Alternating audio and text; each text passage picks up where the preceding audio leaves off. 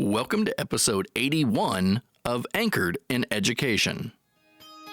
I'm E. Scott England, and Anchored in Education is the podcast dedicated to all things education. Educators across the world routinely engage in conversations surrounding fundamentals, concepts, and new ideas that improve this great profession. Sometimes we agree, other times we disagree. But at the end of the day, we are all anchored in education. Many years ago, I went through a principal preparation program. 2 years of courses that covered a wide array of topics. I'm talking courses such as human relations, current trends in education, curriculum and instruction, program development, a psychology course, and a law course. Oh yeah, and there was a practicum I had to do, which I had to log over 100 hours doing a variety of activities with my building principal. At the end of the 2 years, I earned my master's in education administration and the opportunity to sit before the licensure test. Following successful completion of that test, I was officially certified as an administrator. In my credentials, they said general administrator. I could be a principal now. I could also be an assistant principal. But then it occurred to me that I had no idea what the assistant principal's role was. Through the 2 years of coursework, I don't believe the assistant principal position was mentioned once. I have all of my previous assignments too, so everything centered around the principal role when I went back and I looked. In fact, the program was billed as the principal endorsement program. I'm a little embarrassed to say that my ignorance of the position went on for several years until I began meeting some amazing assistant principals and learning what their role and contributions looked like. Now, we have another resource. Author and educator Ryan Donlan has written the book, All Other Duties as Assigned, the assistant principal's critical role in supporting schools inside and out. In my opinion, this is the definitive guide on the assistant principal's position. Today, Dr. Ryan Donlan joins us to talk more about his book and how he believes this could serve current and future assistant principals, as well as deans, principals, teachers, or anyone else wanting to learn more and to gain tools to become even more successful in their professional life. Ryan, welcome to Anchored in Education. Hey, thanks, Scott. So glad to be here.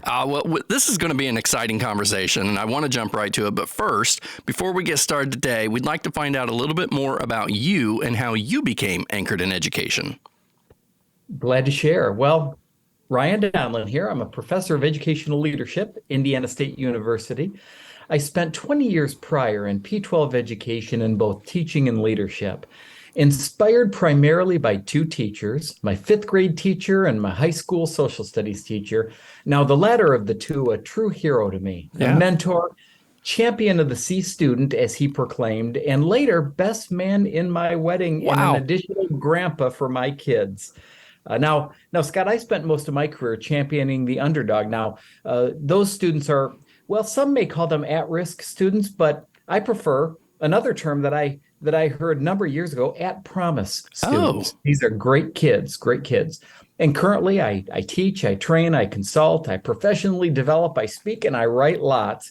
More recently, a labor of love, as we're talking about today, a book for assistant principals, vice principals, deans, and anyone else serving in comparable positions of administration in schools. Yeah, and what a great conversation we're set to have. I love whenever I can capture backstories of educators and to hear that educators were inspired to the profession by other educators, because that's exactly that's what we need to be doing still. And I know, it absolutely is. And I've pointed several times to, the reason I became an educator was because of a first grade teacher I had. And it wasn't in first grade I thought, I'm going to be an elementary teacher when I grow up. But it was just always reflecting back to who showed the most compassion, who showed the most care. And it was always Mrs. Kazel. And, I just absolutely love her to death. Ran into her not all that long ago in the grocery store at, 80 plus years old, still sharper than I am, hands down, and still the level of compassion. So as we get started, Also, you are a busy guy. And I just want to share with listeners that I've sort of, when I made this transition into higher education, the first person that I sort of tapped for advice was you. And so not only do you help the assistant principals and all of that and everything else, but you're helping the likes of people like me as well. So I appreciate that, sir. Way kind, Scott. It's truly an honor. All right. Hey, as we dive into the book today, I think it's worth mentioning that the role of the assistant principal, it's often overlooked in terms of preparation. Yet, this assistant principal position is one of the most resourceful and impactful positions when utilized properly. So let's start our conversation with learning more on how the idea for this book came to be and why it's so relevant for aspiring assistant principals. Great question, Scott. Thanks so much. Well, the idea for my book was born at the intersection of my passion and purpose, where nearly 30 years ago, I was invited into the role of the assistant principal, tapped on the shoulder, as it were, from someone who really believed in me, a great principal who thought I could make a positive difference. Then over the years in school administration, it was a cool thing. I never really stopped serving in the role of assistant principal because I didn't have an official assistant principal. Now, I had a dean for a while and stuff, but never had an assistant principal working alongside of me, even as principal and superintendent. So I had folks like me who wore many hats of intervention, wore many, many hats. However, frontline service has been continually part and parcel of what I've had the honor to do. Now, that's where the idea came from the ongoing labor of love over a career in P12. But the relevance of the book, this book is relevant not only for aspiring assistant principals, but also for those who are seasoned veterans and even career-long assistant principals. Because, Scott, number one, it's solid in terms of research, theory, and best practice. I think I cite over 150 cutting-edge experts, past and present.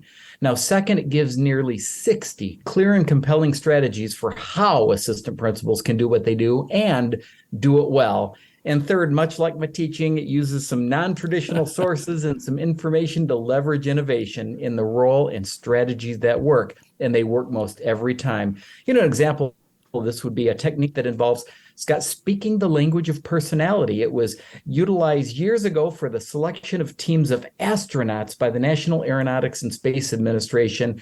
We talk about that in my book. It's got some great stuff. It really does. And so the book that we're talking about today is All Other Duties as Assigned, the assistant principal's critical role in supporting schools inside and out. And it's broken down into 10 chapters. And so today we're going to take maybe a deeper dive into just a few of those chapters.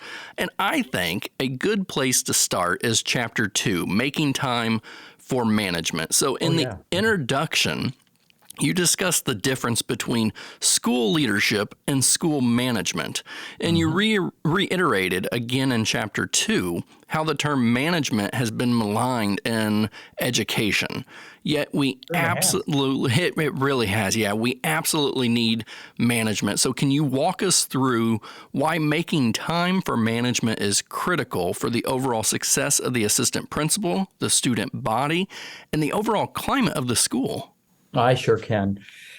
Well, you see, management for over 30 years has been devalued in our profession, thought often as leadership light or less fashionable than instructional leadership.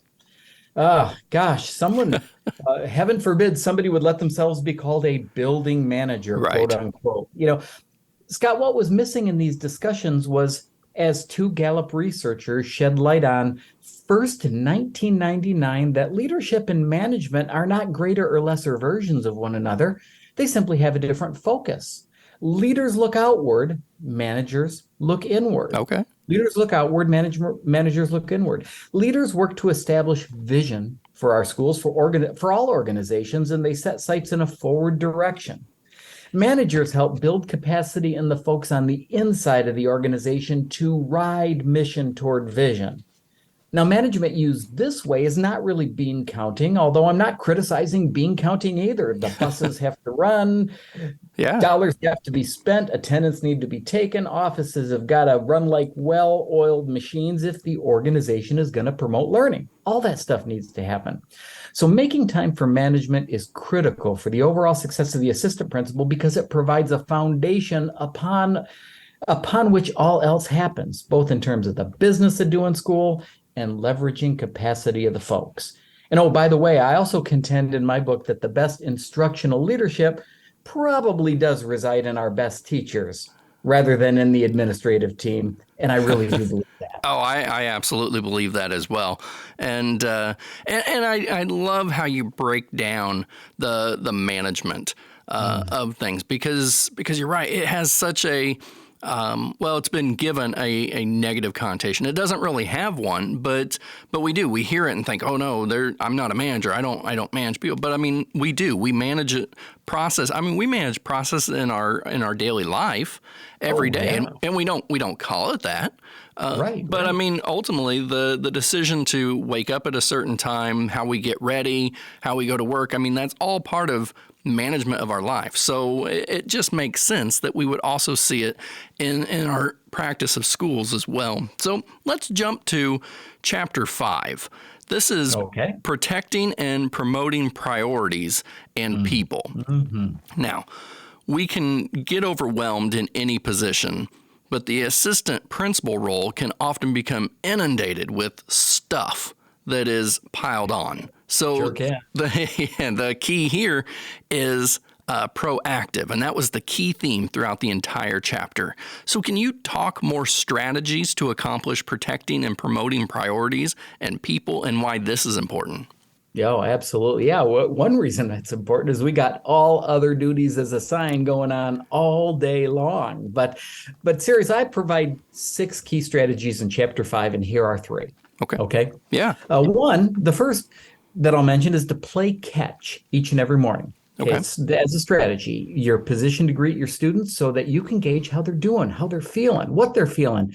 And you want to know that when and before they come through your door and up to your doorstep. In a sense, you're playing catch with a greeting. And you can then dispatch others to play catch more seriously if anyone needs your help and attention. And oftentimes our students do. Now, the other strategy that I encourage assistant principals to play is a name game I love strategy. This is really cool stuff. This is something I did 2 times each year for 11 years straight, my final 11 years in P12 school administration. I had a technique here, the name game, to learn all new students' names by lunchtime on their school orientation day. Now, I did it in Wow. groups, but my biggest group was a little over 100. Okay. Okay. Typical groups that I would meet with were 30 to 50. And I'd learn the names by lunchtime, first names only. So before we'd release them for lunch, it was sort of cool. I'd pretend like I would be all surprised, but the co-facilitator of the morning meeting would say, at the time, he'd say, Ryan Donlan, give me your wallet. And I'd say, what? What, Rick, what? Give me your wallet. So I'd sheepishly hand him my wallet. He'd pull some bills from it. Now, what he would do is he'd share with students that if I didn't know their first name, and now they were shocked at this point, he'd give them a bill from my wallet. Yeah. We put everyone in a large circle, and I would greet each and every student with a handshake and their first name said clearly in a microphone, by the way. It blew their minds. Yeah. Now, I only spent $2 in 22 name games, remember, twice each year. Yeah. And that was only for slight mispronunciations, no misnames. So the book shares that technique, although it doesn't suggest that you pull your wallet out. We don't want to get people worried, but the name game is a priority. And a final strategy I'll mention here is I encourage Scott assistant principals to start each day with SODA. That's an acronym, SODA. Now, it's an acronym for safety, order, discipline, and attendance, prioritized in that order.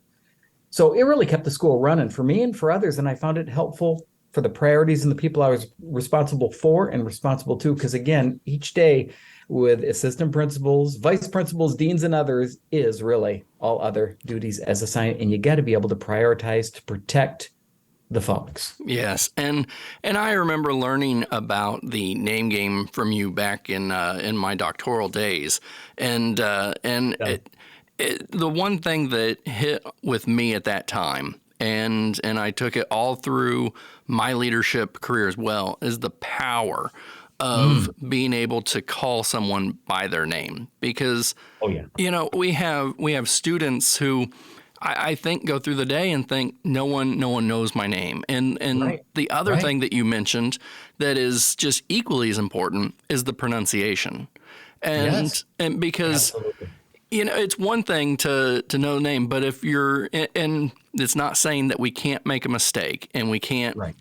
we can't mispronounce a name. But once we have been corrected in our error, it's on us then to remember how 100%. to pronounce that name. Absolutely. But Well said. I love it. And I think the other disclaimer that you told me, I can't remember if this was in the book, but is you kind of pre-stacked your wallet with smaller bills, right? Yes, you remember. I had a ton of bills in there, and there weren't too many 20s Yeah. or 50s to play that, Scott. Yeah. So for the listener out there that's thinking, oh, how can I? You know what's coming. So I know what's coming. the wallet's pre-stacked. So That is good. hey, That is Ryan, let's jump to chapter 8. okay. And chapter 8, safeguarding an equitable education for all. So it should really be common sense in today's age, but unfortunately, our profession has had several inequities exposed during the pandemic era. Yep. This was a heavy chapter as you discussed inequities facing students with exceptionalities, diversity, disproportionality of discipline to Black students, and microaggressions. Sure So, thing. Yeah. as you noted, safeguarding, this is not easy work. I would like to, because of that, spend some time on how the assistant principal can play an integral role in the safeguarding process. Yeah, this is heavy stuff. It is. So let me mention that most things difficult are well worth doing, and safeguarding an equitable education for all certainly is. It needs to be done. The first reason is that to do it well, we must step out of our own lived experience. We've got to recognize the privileges we've been granted in life and leadership, and recognize that while we don't ask for inequities, while we don't want for inequities, differentials do exist, whether we want them or not. There's an age differential, a power differential, a status differential, a resilience differential, and other differentials. As leaders and managers, we need to be cognizant of as we work and serve. Now, I recall I've written a couple times about it, writing a little bit about it again, but it was about a snake, a caliber constrictor that I met face to face on our family's front porch after returning from the university one day. Oh. One afternoon, my elementary daughter and her friend were in a frenzy. It was a big snake. And at that point, I had the choice. I mean, we were in a typical neighborhood subdivision. We had a wooded lot out back, but this is a snake right on the porch, and it's probably about 3 feet long. Now, at that point, I had the choice. I could try to relocate it, or I could chop it. And what I realized in the moment was that the snake was only wanting a space to live its best life. And more so that sometimes when we confront situations of conflict or other folks in our schools, what we may perceive as barriers to what we're wanting done, others may perceive us, we, as the barriers. Now, our students and parents, sometimes, Scott, they perceive that we are the snakes. Well, we're just trying to live our best life as school administrators. We want the best lives for them. So I kept that caliber constrictor in mind when I wrote this chapter. So what do I encourage assistant principals and vice principals and deans and others to do? Well, safeguard, plain and simple. Okay. First, level the playing field anytime we can. Ensure access and equity of opportunity to challenging and robust educational experiences. All courses, international baccalaureate, advanced placement, all courses, access, give kids a shot. Oh. I suggest we cultivate counter space, cultivate our counter space, that space that provides places for students to be themselves in all of their wonderful intersectionality of identity. A cute example I noted was a space that I was able to create years ago for the rock and rollers to play their classic rock during lunch. Now, they weren't hanging with a basketball crowd, but when we found them a space, their counter space on the mezzanine, it was outstanding. They had their space, and the kids playing basketball below benefited from it too. They had great music. Yeah. So, I mean, create counter space for kids. Find out what kids want. Find out what kids need, and environmentally create spaces. And let's make sure we don't forget the kids who need solitude too, because Hmm. they're coming to a very busy public place during the day. And if their psychological need involves solitude, we've got to create a place for them. So I urge assistant principals finally to move to the edge of their own discomfort when learning about themselves, others, and difference. Because as I often say, at the edge of uncomfortability is where true learning lies. And we need to get about the business of becoming uncomfortable as we learn about safeguarding equitable education for all. Oh, absolutely. And that's why we said that, in reading this chapter, you can at times feel uncomfortable reading it because in this chapter you talked about Sure. the bias Oh, yeah. and our implicit bias, and we've talked about it on Anchored in Education before. We all have implicit biases, and we try to say, oh, I don't have bias, but I mean, we do. They're built in, and the idea of bringing yourself to more awareness, if I'm capturing the message, is that we're ensuring that we're recognizing ourselves and we're not allowing anything to become explicit that then closes spaces and puts people out, makes them uncomfortable. Am I capturing that correctly? Oh, you certainly are. And just one of the things that I should mention as well is microaggressions. Yeah. What Okay. what are microaggressions? Well, microaggressions are things that we do in what we say in our behavior that reveal a deeper layer of our value and assumption system. So we've got our behaviors that we roll every day. We've got our beliefs undergirding our behaviors. Hmm. Under those beliefs lie our value systems, and underneath our values lie assumptions that we have built up over a lifetime that are typically in our blind spot. So if we say and do things that reveal assumptions that are pejorative of other persons, typically different than ourselves, we oftentimes don't necessarily mean it, Sure. but it is part of who we don't mean it overtly, but it is part of how we see the world. And we need to get curious about it. We need to learn from it. And we need to recognize that that is not a part of us that should be left unchecked. We need to get in close proximity with those assumptions, evaluate them, and grow and learn and expand our horizons as people. Because it's not good when microaggressions visit the conversation or the behavior. It's just not a good place to be.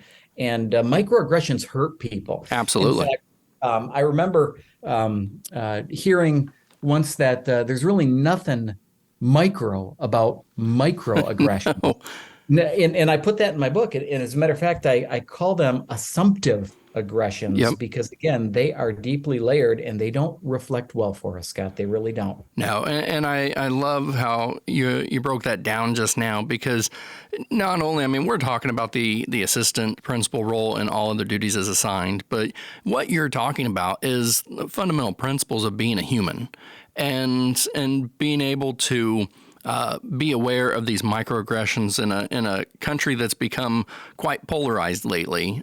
Maybe during the pandemic, these are great tools on how to put ourselves in check and become more accepting, just in general, not even Yeah. in the role. Go ahead. Well, I've just got to show my own vulnerability here and the fact that we are all continued works in progress, Scott. I had mentioned we don't mean it. Well, I don't know. That's not correct. Somebody inside of us means the microaggression. Otherwise, it wouldn't have happened, right? Right. So we don't intend to insult, but something or someone inside of us meant that's what assumptions are all about. And that's why it's so important to get in touch and consider ourselves as you and I and everyone else works in progress each day. We got to hope that we're, a little bit better, a little bit more caring, a little bit more ethical, a little bit more responsible, a little bit more well lived than the day before. And so, yeah, I'm feeling the heaviness of the chapter right now, just thinking back It, on it. it was it was it was a My heavy book right chapter, now. but a Yeah, necessary one as well. yeah. Thank you for recognizing that. Hey, before we go today, let's talk about Chapter 10. This is supporting school improvement and accountability. Now, to me, this is when the title, All Other Duties as Assigned, was truly highlighted, because school improvement and accountability is critical if an assistant principal is truly going to support a school inside and out. Now, throughout this chapter, you talked about the importance of data in terms of collecting, interpreting, and implementing. Can we close today with you expanding a little more on the strategies an assistant principal can utilize in this accountability realm? Oh, absolutely, we can. And then can I have a real brief wrap up after that, too? Oh, of course you can. Okay. Well, sure thing, Scott. Now, first, when we get our school scores, our data charts, our performance metrics, all those things that factor into how we're being judged and how we judge how we're doing, here's one of the takeaways that I consider critical. We need to change what the adults do first before we change what the students do at all. When we get the data, when we get the performance scores, we need to change what the adults do first if we're not happy with them before we change what the students do. In other words, we got to protect childhood here. Yes. I recall receiving a telephone message and called her back. She's a well-intentioned middle school counselor the summer before my daughter's 6th grade year. Now, I was out in Colorado, got the phone call, and heard that my daughter, who struggled just a tiny bit in reading at the time, her scores were on the bubble, and they felt that they had the way to help her out. So there was an opportunity for my daughter to forego an elective course at the outset of her first middle school year and double dip. I imagine it was in reading. And my wife and I weren't going for that. We were grateful that the school had reached out, but we were fairly insistent that she enjoyed her electives with her friends and her scores would come along. And they did. And much to the school's credit, they supported our parental wishes and things moved in a positive direction. In fact, her middle school experience was so wonderful. She's now in her senior year in high school. She's been accepted in the Honors College at Indiana State University, and Scott plans to be a middle school teacher. All right, a win for education. A win for education. Her school changed what the adults did first, and I'm telling you, it works every time when data show a need. Now, beyond that, we must confront the barriers to student and school success. And I've devised a way of thinking about this. I call this my 20-20-20 theory. Okay. And I don't really even know if it's that much of a theory rather than just a perspective, okay? It's certainly not a product of research, and I hope I make that clear. Basically, I'm ballparking these things. Okay. It says that 80% of the adults in schools are moving things forward pretty darn well. Now, of the remainder, 20%, in my 20-20-20 theory, of the remainder, 20% are comfortable. Now, 20% of that 20%, or 4%, are probably counterproductive. And 20% of the 20% of the 20%, or less than 1%, are pretty much catastrophic, Scott. I mean, my goodness. Yeah. Now, it's those, the less than 1%, that have to be confronted to move things in the right direction. And, there's some things we can do to influence the 4% noted. There's some carrots and sticks that I talk about. And there are many things that we can provide to the 80% who are positively making a difference. Somebody might challenge me on my math there and say that once I start breaking down the 4 and the less than 1%, is it really 15% that are only, I don't know, but it's a way of thinking that's worked for me and it's working for folks across the country right now. Oh, sure. Now, finally, I think one of my favorite things in the chapter is the professional development activity. And, yes. and every chapter has one of these, and most all of them partner with a free reproducible activity from my book on the Solution Tree website. And I encourage everyone to get on the Solution Tree website resources and check out the leadership resources, because my book's right there. You can click on a link. There's some reproducibles. Now, this one happens to be called School Data from A to Z. Okay. Now, I offer 26 things to keep in mind for assistant principals, vice principals, deans, and others regarding school data and what we can do about them.